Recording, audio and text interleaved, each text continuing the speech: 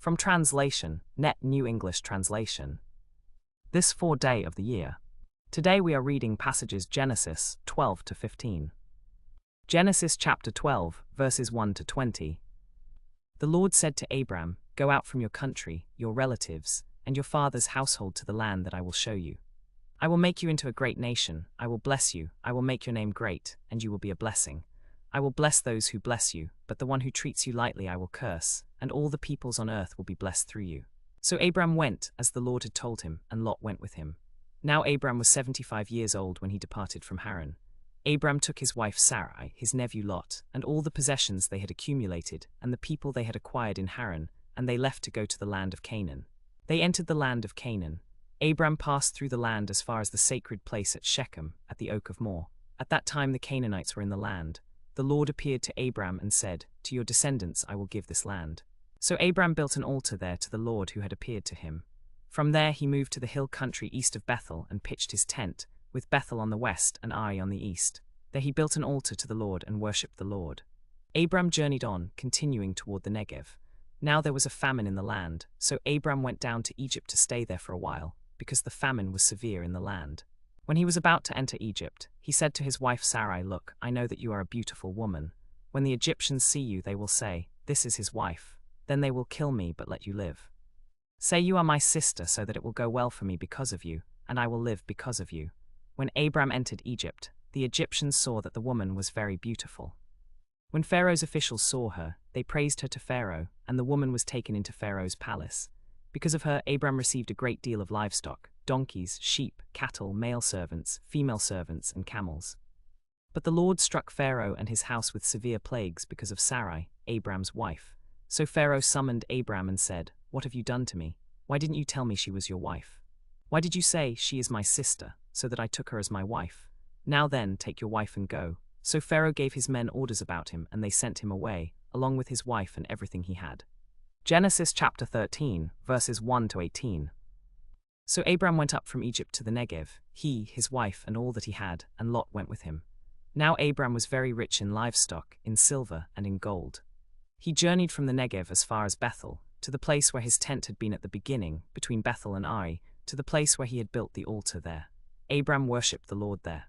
Now Lot, who was traveling with Abram, also had flocks, herds, and tents.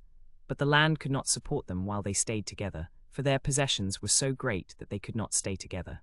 And there was strife between the herdsmen of Abram's livestock and the herdsmen of Lot's livestock. Now the Canaanites and the Perizzites were living in the land at that time. So Abram said to Lot, "Let there be no strife between me and you, and between my herdsmen and your herdsmen, for we are close relatives. Is not the whole land before you? Separate yourself from me. If you go to the left, then I'll go to the right, or if you go to the right, then I'll go to the left." Lot looked out and saw that the whole Jordan Valley was well watered, like the Lord's garden, like the land of Egypt, as far as Zoar. This was before the Lord destroyed Sodom and Gomorrah. Lot chose for himself the whole Jordan Valley, and Lot journeyed eastward, so they separated from each other. Abram settled in the land of Canaan, while Lot lived among the cities of the region in the valley. Now the people of Sodom were exceedingly wicked, sinning against the Lord. After Lot had separated from him, the Lord said to Abram, "Look from the place where you stand to the north, south, east, and west. All the land that you see I will give to you and your descendants forever. I will make your descendants as numerous as the dust of the earth, so that if anyone could count the dust of the earth, then your descendants could be counted. Get up and walk throughout the land, for I will give it to you." So Abram moved his tents and went to live near the great trees of Mamre at Hebron, and he built an altar to the Lord there. Genesis chapter 14, verses 1 to 24. In the days of Amraphel king of Shinar, Arioch king of Elasar, Chedorlaomer king of Elam, and Tidal king of Goyim, they made war with Barak king of Sodom, Bersha king of Gomorrah, Shinab king of Admah, Shemeber king of Zebzim, and the king of Bela, that is, Zoar. All these joined forces in the valley of Siddim, that is, the Dead Sea Valley. For 12 years they had been subject to Chedorlaomer, but in the 13th year they rebelled. In the 14th year Chedorlaomer and the kings allied with him went out and defeated the Rephates in Ashtaroth Karnaim, the Zuzites in Ham, the Emim in Shaveh Kiriathaim, and the Horites in the hill country of Seir, as far as El Paran, which is near the wilderness. Then they turned back and came to En Mispat, that is, Kadesh, and they conquered all the territory of the Amalekites, and also the Amorites who were living in Hazaz and Tamar. Then the king of Sodom, the king of Gomorrah, the king of Admah, the king of Zebzim, and the king of Bela, that is, Zor, marched out and prepared for battle in the valley of Siddim against Chedorlaomer king of Elam, Tidal king of Goyim, Amraphel king of Shinar, and Arioch king of Elasar, 4 kings against 5. Now the valley of Siddim was full of tar pits. When the kings of Sodom and Gomorrah fled, they fell into them, but the rest fled to the hills. The 4 kings seized all the possessions of Sodom and Gomorrah, all their provisions, and they went their way. They also took Lot, Abram's nephew, and his possessions, and departed. Now Lot was living in Sodom. A fugitive came and told Abram the Hebrew. Now Abram was living by the oaks of Mamre the Amorite, the brother of Eshcol and Aner. These were Abram's allies. When Abram heard that his nephew had been taken captive, he led out his trained men, born in his own household, numbered 318, and went in pursuit as far as Dan. He divided his forces against them by night, he and his servants, and defeated them, and pursued them as far as Hobah, which is north of Damascus. He brought back all the possessions, and also brought back his nephew Lot and his possessions, as well as the women and the people. After Abram returned from defeating Chedorlaomer and the kings allied with him, the king of Sodom went out to meet him in the valley of Shaveh, that is, the king's valley. Melchizedek king of Salem brought out bread and wine. Now he was the priest of God Most High. He blessed Abram, saying, Blessed be Abram by God Most High, creator of heaven and earth. And blessed be God Most High, who has delivered your enemies into your hand. Then Abram gave him 1/10 of everything. The king of Sodom said to Abram, Give me the people, but take the possessions for yourself. But Abram said to the king of Sodom, I raise my hand to the Lord, God Most High, creator of heaven and earth, that I will not take a thread or a sandal strap or anything that belongs to you, so that you can never say, I made Abram rich. I will take only what the young men have eaten, and let the men who went with me have their share of the plunder. Aner, Eshcol, and Mamre had joined Abram as allies. Genesis chapter 15, verses 1 to 21.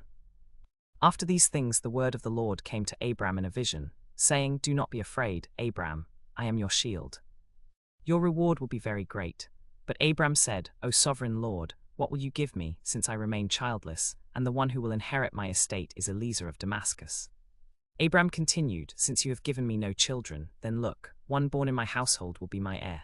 Now look, the word of the Lord came to him. This man will not be your heir, but instead a son who comes from your own body will be your heir.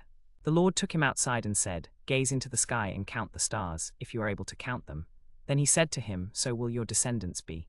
Abram believed the Lord, and the Lord considered his response of faith as righteous. The Lord also said to him, I am the Lord who brought you out from Ur of the Chaldeans to give you this land to possess. But Abram said, O sovereign Lord, by what will I know that I will possess it? The Lord said to him, Take for me a heifer, a goat, and a ram, each 3 years old, along with a dove and a young pigeon.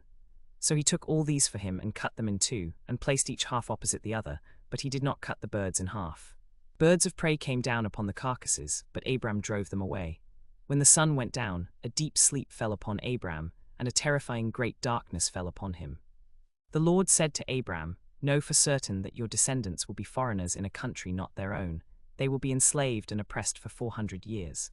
But I will also judge the nation whom they will serve, and afterward they will come out with great wealth. But as for you, you will go to your ancestors in peace and be buried at a good old age.